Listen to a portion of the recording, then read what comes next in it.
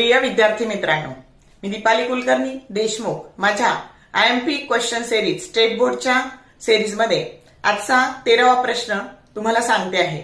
Chapter आहे magnetic effect due to electric current आणि प्रश्न असा आहे obtain the dimensions of magnetic field. Magnetic फील्डचे डायमेन्शन ऑब्टेन करा।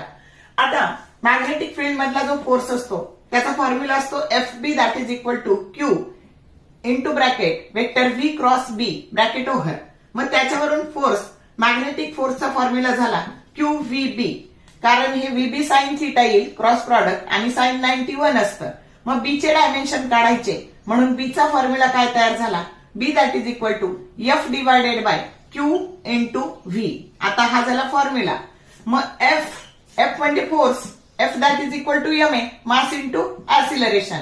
मास चे डायमेन्शन m⁻1, ऍक्सिलरेशन चे डायमेन्शन L/t² म्हणजे L⁻1 t⁻²।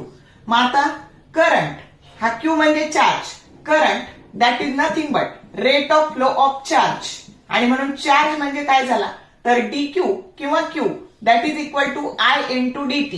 मग I चे डायमेन्शन I⁻1 आणि T चे डायमेन्शन t⁻1, याला कॅपिटल A लिहिलं तरी पण चालतं। त्याच्यानंतर व्हेलॉसिटी दॅट इज L/t।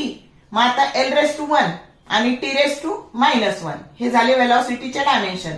आता हे कटले इथे हा +1 -1 कॅन्सल झाला आणि B चे डायमेन्शन काय आले मग B चे डायमेन्शन L⁻0 बघा m⁻1 t⁻2 आणि हे A⁻⁻1 हे गेलेले आहे, कटलेले आहे। तर A⁻⁻2 किंवा I⁻2 काही लिहिलं तरी चालतं -1, आणि हे झाले मॅग्नेटिक फील्डचे डायमेन्शन। समजलं का?